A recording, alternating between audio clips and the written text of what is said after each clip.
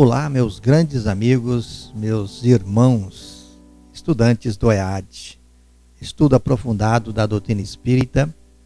Hoje nós retornamos com a 15ª aula desse curso, desse momento, desse estudo aprofundado da doutrina espírita, ainda no módulo 2, roteiro número 5, no tomo número 1 ainda. Tá? Nós vamos, como a gente combinou na 14ª aula, de darmos sequência nesse roteiro aonde nós havíamos iniciado com a falando sobre os dados biográficos dos apóstolos. Dentro dessa aula que fala sobre os apóstolos de Jesus e a missão, dos 12 apóstolos.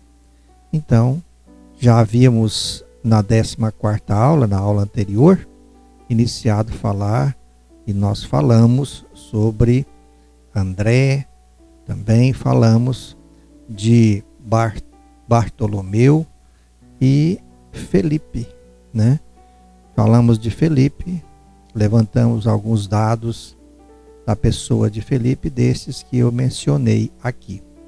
Mas hoje nós vamos dar sequência nesses dados biográficos, verificando aí o perfil desses apóstolos, continuando com João, ou João Evangelista, Nós continuamos hoje, na 15ª aula, falando agora, nesse momento, de João Evangelista.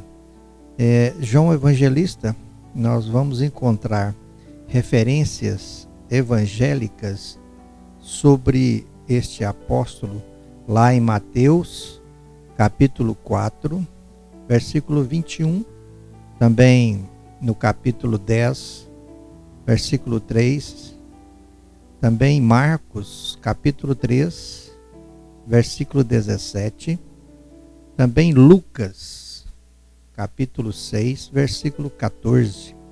Também em Atos dos Apóstolos, no capítulo 1, versículo 13.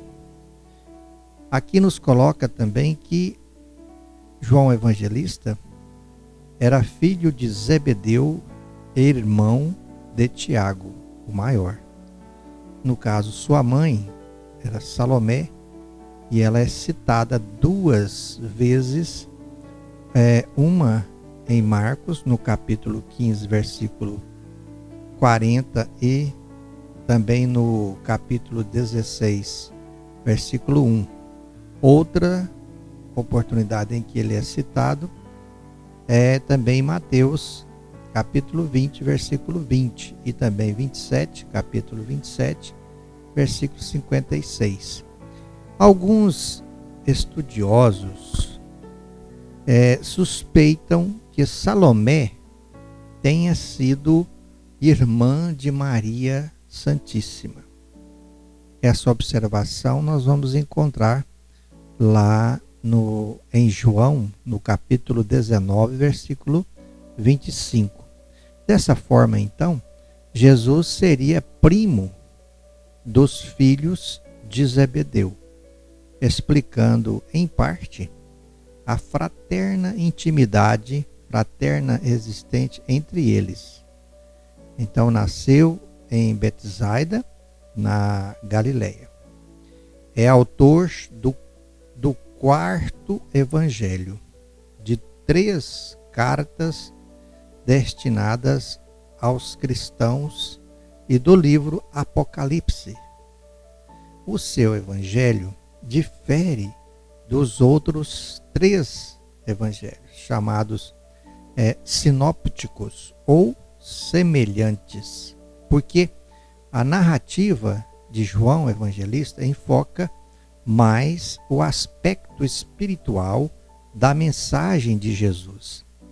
João considera-se o discípulo amado.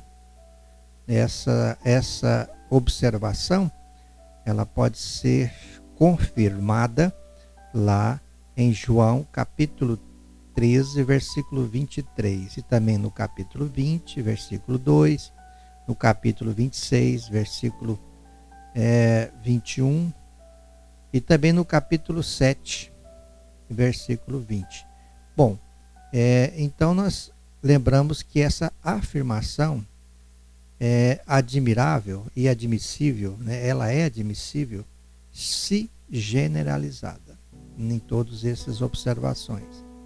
Era muito jovem, João Evangelista, aliás, era muito jovem à época do mestre, e na crucificação foi ele que foi designado por Jesus para tomar conta de Maria. João viveu o final de sua existência em Éfeso, onde teria escrito o seu evangelho e as suas epístolas. Durante o governo do imperador romano Domiciano, foi exilado na ilha de Patmos, escrevendo aí o Apocalipse. Morreu idoso, tomando conta da igreja que ali existia, possivelmente no ano 100 da era cristã. João e seu irmão Tiago Maior, foram chamados por Jesus de Boanerges, ou seja, filhos do trovão. Integrava o núcleo inicialmente convocado por Jesus, participando destacadamente junto a Tiago Maior e a Pedro, do principal grupo do colégio apostolar. E é interessante também observarmos que nós, com o estudo do Apocalipse, realmente vamos encontrar observações espirituais da passagem de Jesus, do significado espiritual colocado, claro, sob o véu das palavras, aonde nós ali podemos fazer uma análise à luz da doutrina espírita para poder então interpretar e encontrar o sentido espiritual. Mas continuando, nós temos também um outro apóstolo chamado Judas Iscariote ou Iscariotes. Nós vamos encontrar referências de Judas Iscariote, referências evangélicas, né, sobre este apóstolo, lá em Mateus, no capítulo 10, versículo 4, e também Marcos, capítulo 3, versículo 19, também Lucas, capítulo 6, versículo 16, também João, capítulo 12, versículo 4, também em Atos dos Apóstolos, capítulo 1, versículo 16. Originário, no caso de Keriotes ou Cariote, localidade da Judéia. Era filho, no caso Judas, filho de Simão Iscariote. Essa observação, para quem queira buscar uma confirmação, nós vamos encontrar lá em João, capítulo 13, versículo 2. Então ele era comerciante de pequeno negócio em Cafarnaum. Segundo as tradições, este apóstolo foi, no caso Judas, designado para cuidar do dinheiro comum, ou seja, espécie de tesoureiro, né? Nós assim chamamos hoje, né? Então, Judas Iscariote era uma espécie, foi designado como se fosse um tesoureiro, né, de Jesus na lida, na gestão das questões financeiras ali movimentada do colégio apostolar. cujos os escassos recursos, que era natural, né, se destinavam a esmolas. Transportava o saco alongado ou bolsa, né, que é habitual se destinavam às esmolas. E então, ao transportar habitualmente ele, como israelitas, estavam sempre presos à cinta, para recolher peculiares doações. João, nós vamos encontrar essa observação em João, capítulo 12, versículo 6, capítulo 13 também, e no versículo 29. Entendendo que a espiritualidade amiga vem dizendo para nós, esclarecendo, ainda nos referindo ao apóstolo Judas Iscariote, a espiritualidade amiga vem dizendo que Judas deixou-se conduzir pela embriaguez de seus sonhos ilusórios. Entregaria o mestre aos homens do poder em troca de sua nomeação oficial para dirigir a atividade dos companheiros. Teria autoridade e privilégios políticos, satisfaria as suas ambições aparentemente justas com o fim de organizar a vitória cristã no seio de seu povo. Depois de atingir o alto cargo com que contava ganhar, libertaria Jesus, ele dirigiria os dons espirituais de modo a utilizá-los para a conversão de seus amigos e protetores prestigiosos. O mestre, a seu ver, era demasiadamente humilde e generoso para vencer sozinho por entre a maldade e a violência. Essa era a visão, né, que Judas Iscariote tinha, e também esse era o plano dele ao entregar Jesus. Tinha essa ilusão, ou seja, uma visão bastante errônea da missão de Jesus ali no momento perante a humanidade terrestre, não é mesmo? Então Judas representa o tipo de pessoa preocupada com a vida material, simplesmente com a vida material, vislumbrando a vida pelo prisma das questões materiais. E a espiritualidade amiga também diz para nós, aí ainda sobre essa questão, e também sobre esse apóstolo maravilhoso, que nós vamos ver e lembrar que ele exerceu o papel dele, e explicações espirituais virão e existem para que nós possamos entender o porquê, como já estamos começando a entender aqui, porquê da escolha feita por Judas Iscariotes em entregar Jesus. Então a espiritualidade vem dizendo também que, não obstante amoroso, Judas era muitas das vezes estovado e inquieto. Apaixonado pelos ideais do Messias, e embora esposasse os novos princípios, em muitas ocasiões surpreendia-se em choque contra ele mesmo.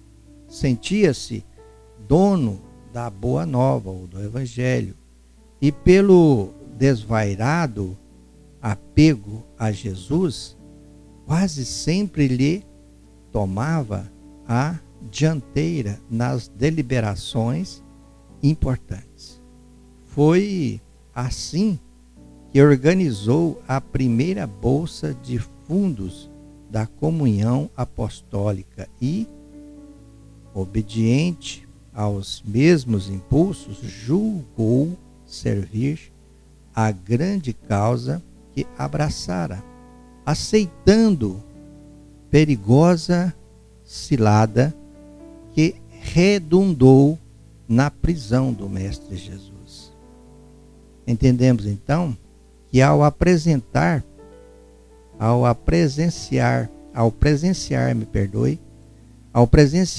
o sofrimento de Jesus durante a prisão e posterior crucificação, o apóstolo entendeu tardiamente o seu lamentável equívoco. Aí que ele percebeu o tamanho do equívoco dele. Então, de longe, Judas ali contemplou todas as cenas angustiosas e humilhantes do Calvário. Atroz remorso lhe pungia, tomou conta a consciência dele, era totalmente dilacerada naquele instante. Uma consciência totalmente tomada de dor e de sofrimento, vendo aquela cena. Então lágrimas ardentes lhe rolavam dos olhos tristes e amortecidos. Malgrados a vaidade que o perdera, ele amava imensamente o Messias, dizendo para nós a espiritualidade amiga. E continua também a espiritualidade amiga dizendo para nós, esclarecendo a cada um de nós, que desse momento em diante é que Judas começou a entender o caráter essencialmente espiritual da missão de Jesus. Foi a partir desse momento. E, sinceramente, arrependido. Confessa publicamente o seu crime, mas era tarde.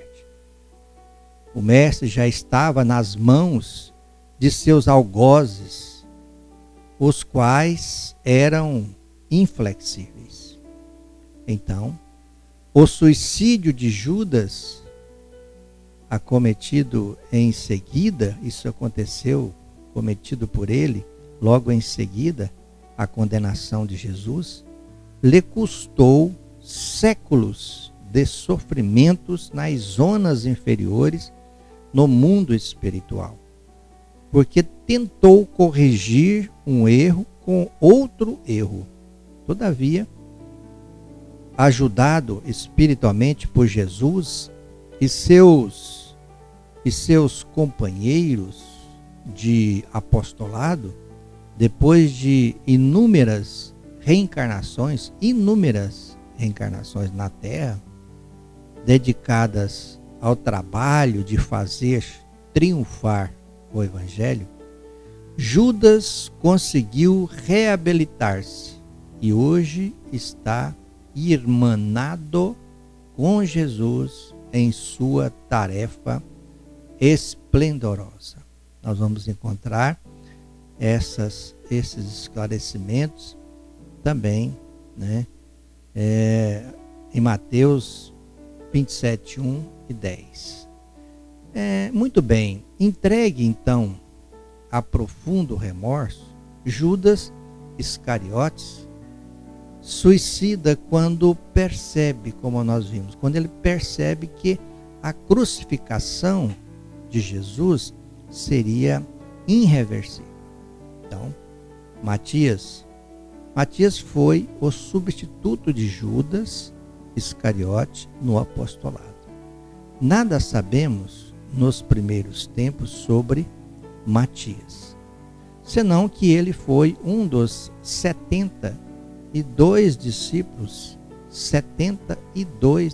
um deles, que o Senhor enviou 2 a 2 diante de si a todas as cidades e lugares que pretendia visitar.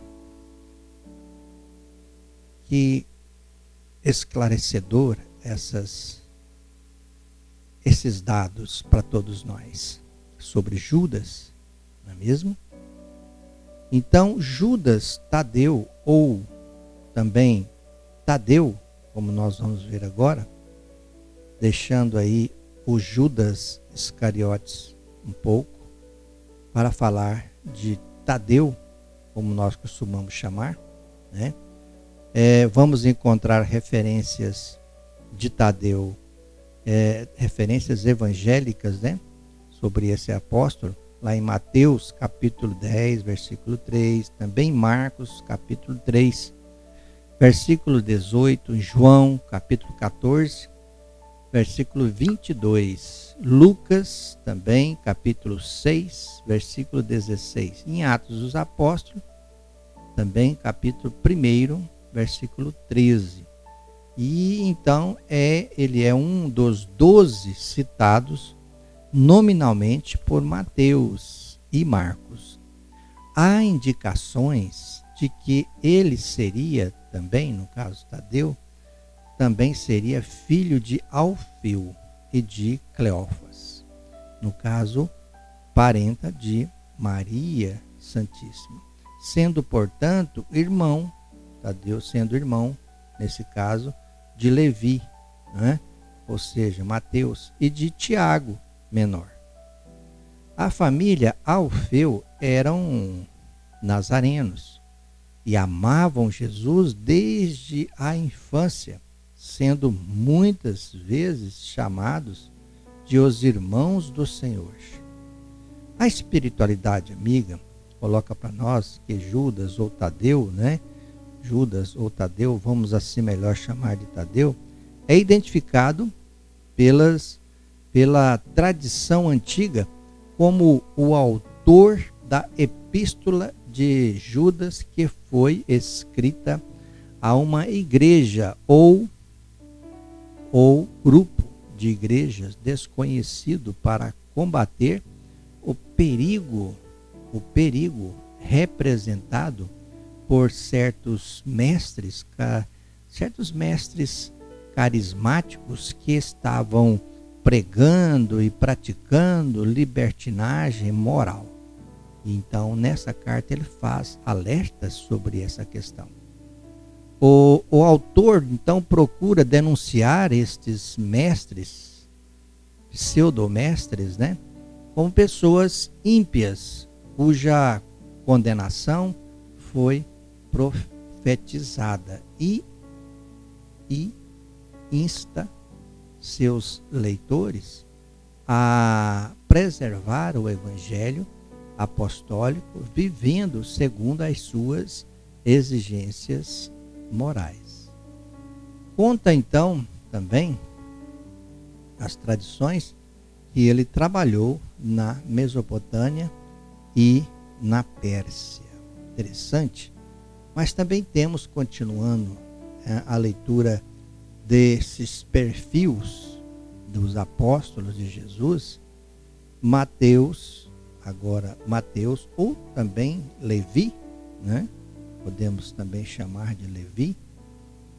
Referências evangélicas de Mateus, ou então Levi, nós vamos encontrar em Mateus capítulo 10, versículo 3, Marcos também vamos encontrar no capítulo 2, versículo 14, Lucas capítulo 5, versículo 27, e também no capítulo 6, 15, em Atos dos Apóstolos, capítulo 1, versículo 13, e no caso Levi ou Mateus era filho de Alfeu e de Cleófas, também, tendo como irmãos Tiago menor. Nasceu na Galileia e era publicano, ou seja, cobrador de impostos. Os publicanos, conquanto gente de representação oficial, eram mal vistos pelo povo, pois julgavam que extorquiam dinheiro, havia esse julgamento por parte das pessoas, por parte da sociedade na época, de que eles extorquiam dinheiro dos contribuintes. Por isso, se enriqueciam, né? A escolha de Mateus por Jesus para compor o colégio apostolar provocou murmurações diversas. Denominavam-se publicanos no Império dos Césares os empresários de rendas públicas, membros da poderosa ordem dos cavaleiros, né? Dominada pelos romanos. A Palestina também nesta se intitularam publicanos, os cobradores de impostos destinados ao patrimônio do invasor, no caso da Roma, né? Continuando, nesse caso, eles eram um símbolo de vassalagem inconciliável com a noção de povo eleito. Em linguagem atual, colaboracionismo com o vencedor. Escreveu o primeiro evangelho, no qual dá ele a ênfase aos aspectos humanos e genealógico de Jesus, falando sobre a genealogia de Jesus.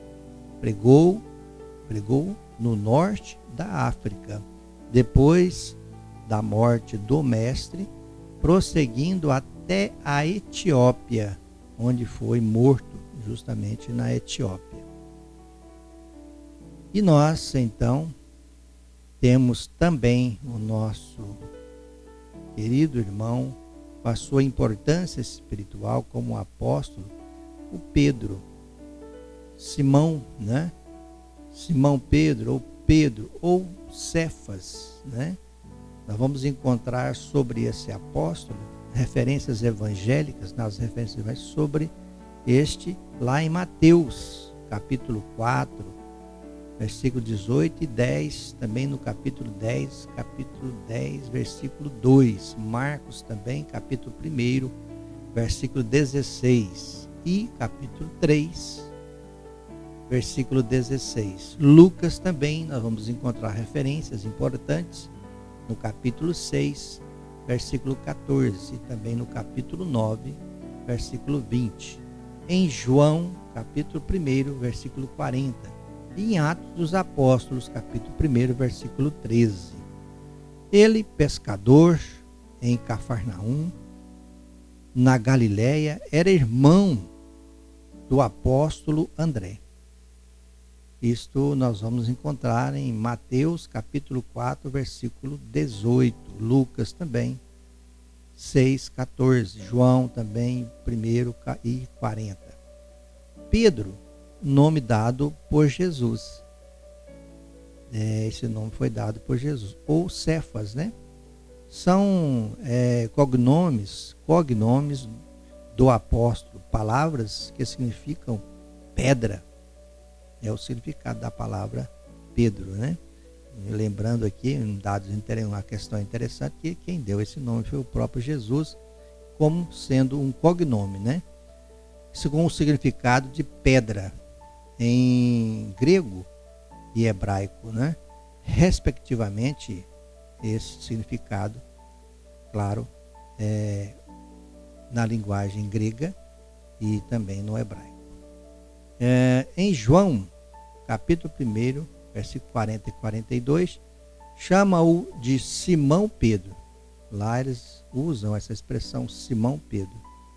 É também conhecido como Simão Bar Jonas, que significa Simão, filho de Jonas.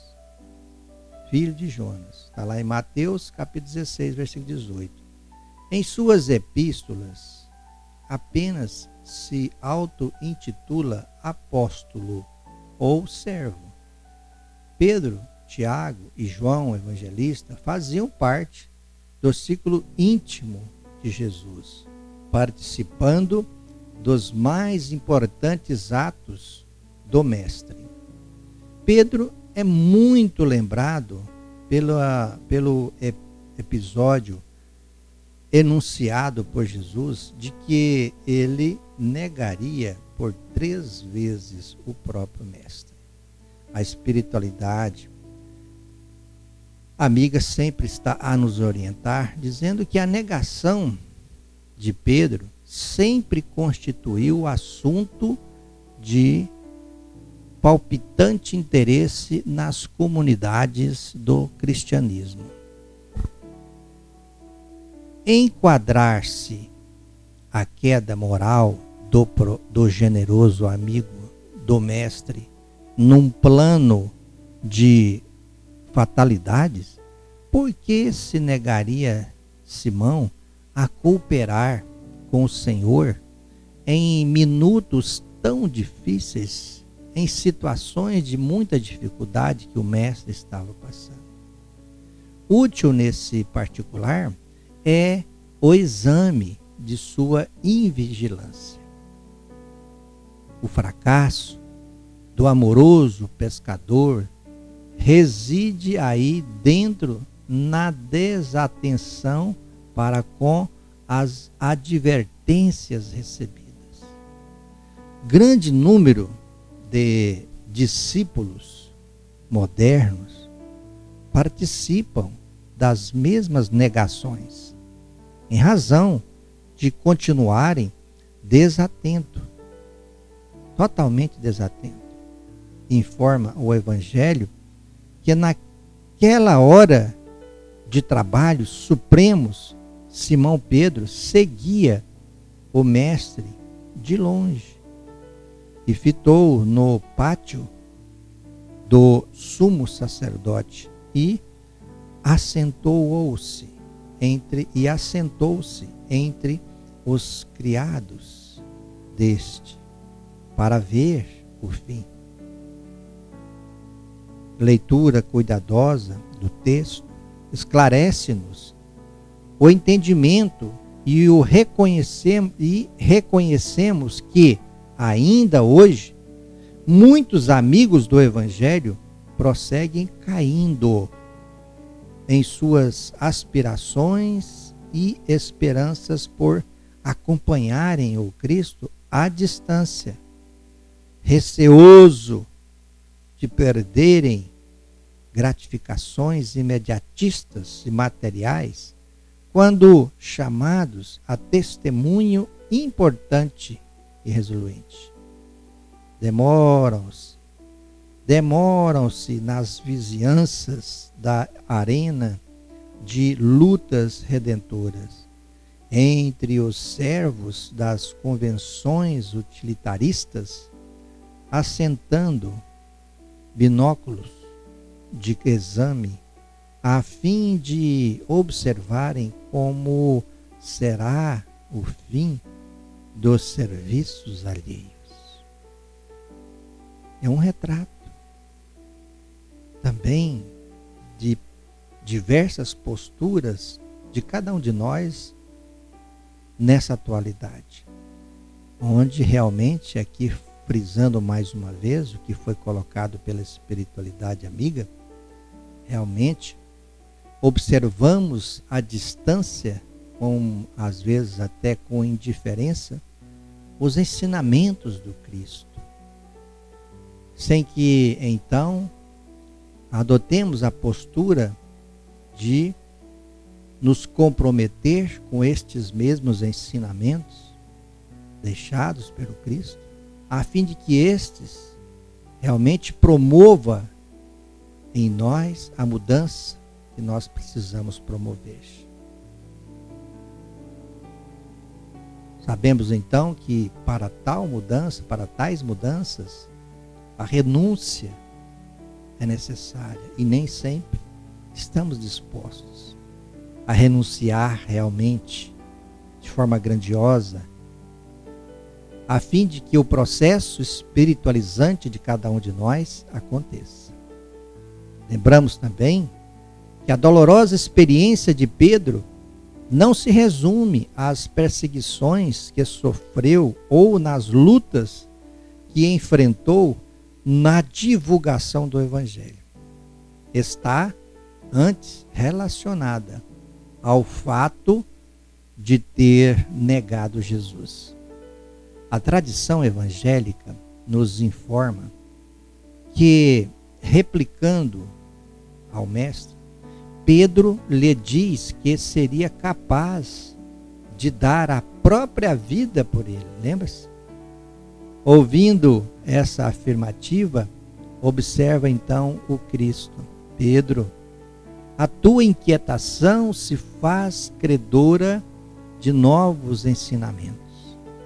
A experiência te ensinará melhores conclusões, porque em verdade te afirmo que justamente esta noite o galo não cantará sem que me tenhas negado por 3 vezes. Esses fatos estão ali registrados em Mateus, capítulo 26, versículos 29 e 75. A teologia católica afirma ser Pedro o fundador da Igreja Cristã de Roma, considerando-o o primeiro Papa. Simbolicamente, pode-se admitir tal fato, simbolicamente, porque, em termos históricos, Pedro não a poderia ter fundado. Depois da morte de Jesus, despontou como líder dos 12 apóstolos, aparecendo praticamente em todas as narrativas evangélicas. Exerceu autoridade na recém-nascida comunidade cristã, tendo apoiado a iniciativa de Paulo de Tarso de incluir os não-judeus na fé cristã. Então, foi morto em Roma, crucificado de cabeça para baixo, no ano de 64 depois de Cristo, durante a perseguição feita por Nero aos cristãos. A forma de crucificação do apóstolo, de cabeça para baixo, foi segundo a tradição escolhida por ele mesmo, que não se julgava digno de morrer como Jesus morreu. Isso foi escolhido pelo próprio.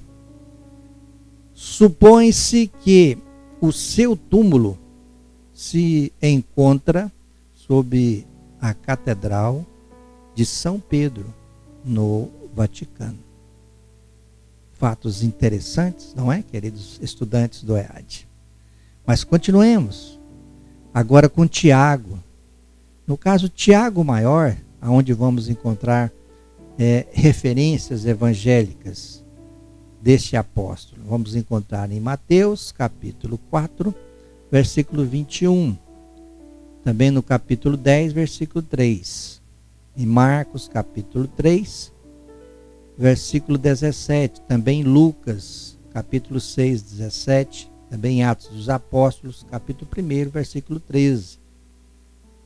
Nosso querido irmão espiritual, Tiago Maior, pescador nascido em Betsaida, Galileia, irmão de João, o evangelista, filho de Zebedeu, fazia parte do círculo dos mais íntimos de Jesus.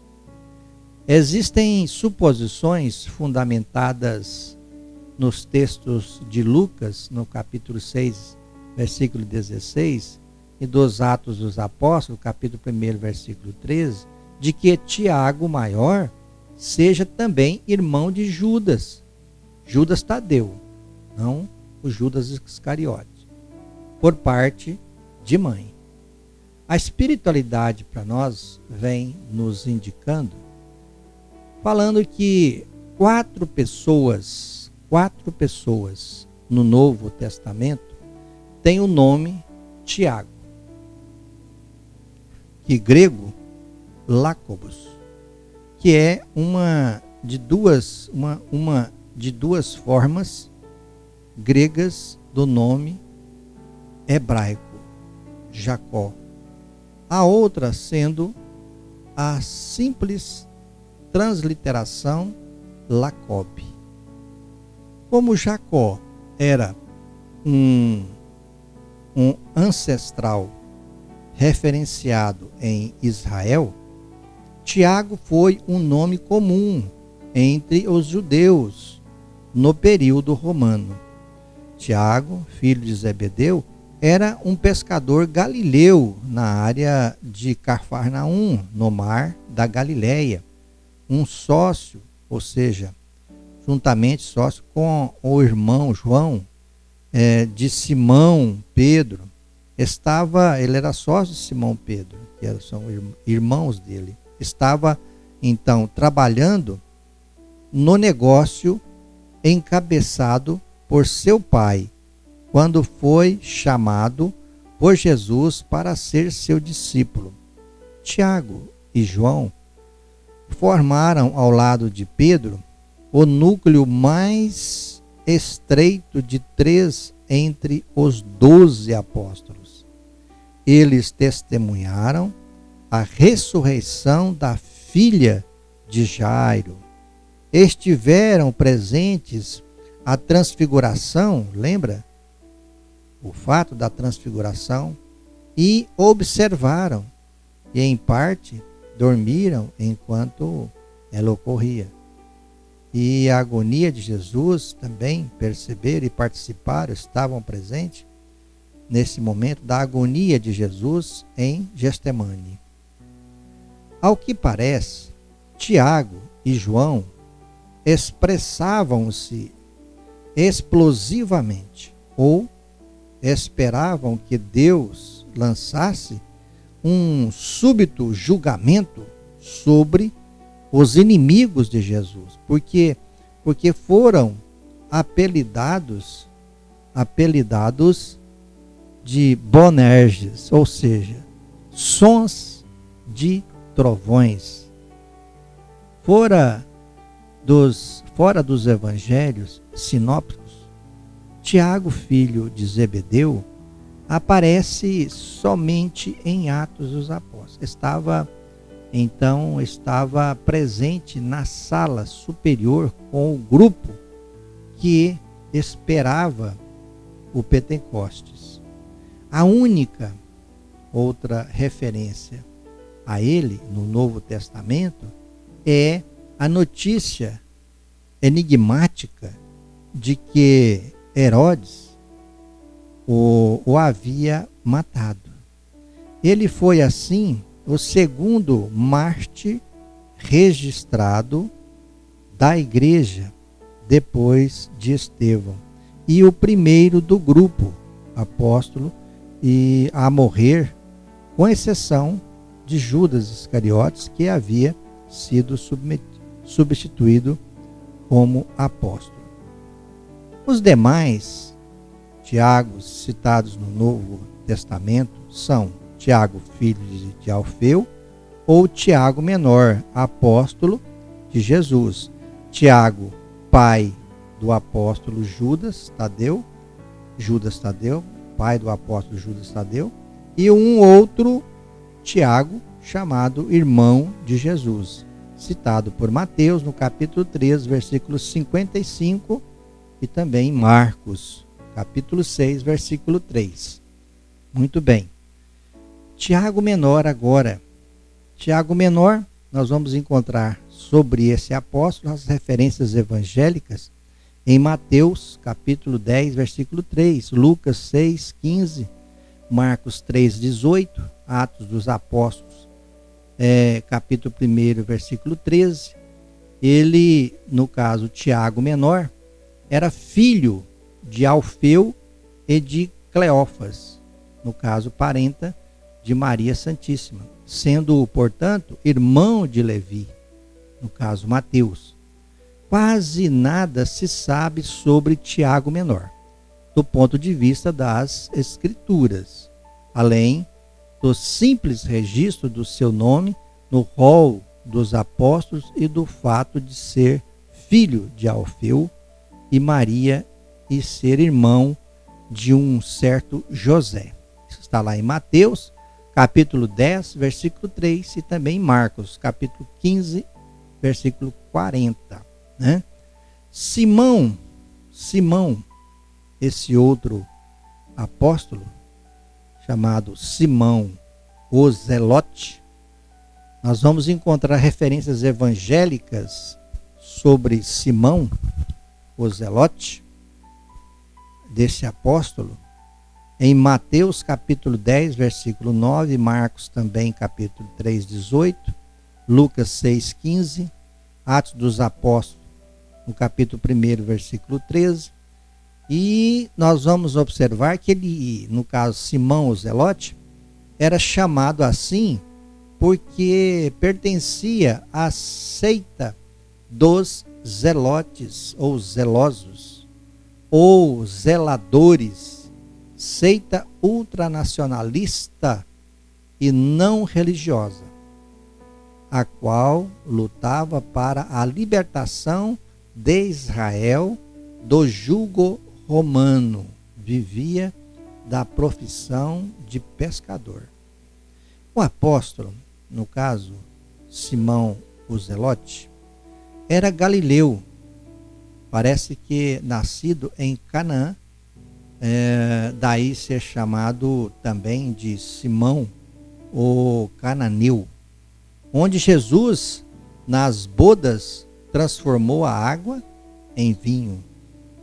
O historiador grego Nicéforo diz que ele percorreu o Egito, a Cirenaica e a África, que anunciou também a Boa Nova na Mauritânia e em toda a Líbia, e depois nas Ilhas Britânicas fez muitos milagres. Esse é o perfil biográfico de nosso querido irmão Simão o Zelote. Mas também temos, para partirmos para a finalização de nossa aula de hoje, a 15ª, o apóstolo Tomé, ou também chamado de Dídimo.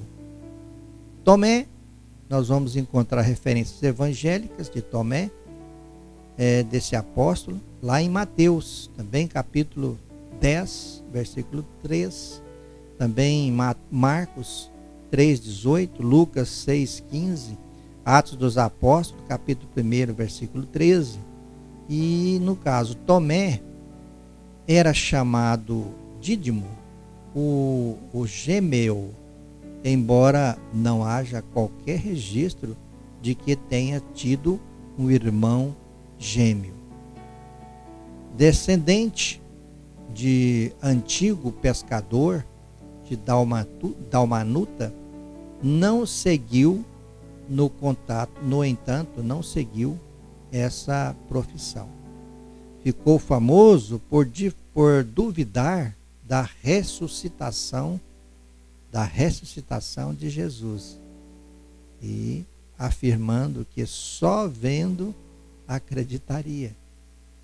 Jesus, então, apareceu-lhe 8 dias depois, mostrando-lhe as cicatrizes dos pés e das mãos e a chaga do lado. Julga-se que Tomé foi pregar, após a dispersão, o evangelho aos persas, hindus e árabes. Acompanhou Jesus durante os 3 anos de sua prédica, de sua pregação, mostrando-se-lhe muito afeiçoado.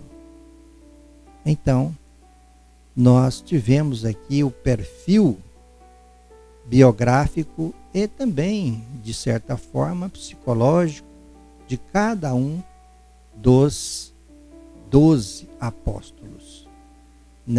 Fechando esse momento com essa 15ª aula, não é, queridos estudantes do EAD.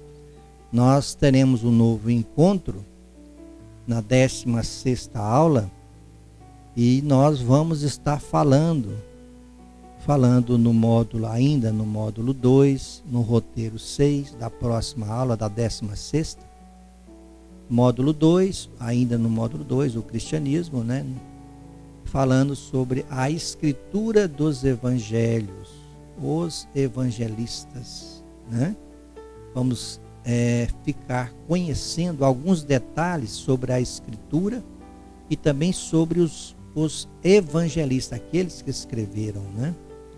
Detalhes muito importantes, que nós possamos nos encontrar novamente na 16ª aula, no próximo domingo, mais uma vez, continuando essa linha de construção do conhecimento a cada um de nós. Conto com cada um de vocês, vamos contribuir compartilhando essas aulas com pessoas conhecidas que queiram também construir esse tipo de conhecimento que nos ampara, que ajuda-nos a construção e nos insere num processo de espiritualização de nós mesmos. Através desses conhecimentos, nos habilitamos a caminhar melhor, acertar mais e errar menos, não é mesmo? Então, eu aguardo, com a proteção de Deus, eu aguardo todos vocês novamente na 16ª aula, no próximo domingo. Que Deus os ampare e dê um domingo maravilhoso, cheio de paz, amor e muita saúde para todos vocês. Até a próxima oportunidade. Fiquem com Deus.